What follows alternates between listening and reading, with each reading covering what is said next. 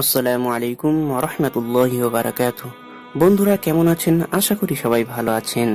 আজকের বিষয়বস্তু হলো সাপ দেখতে পেলে কোন দোয়া পড়বে। সাপের ভয় পেলে কোন দোয়া পড়তে হয় আসুন জেনে নেওয়া যাক।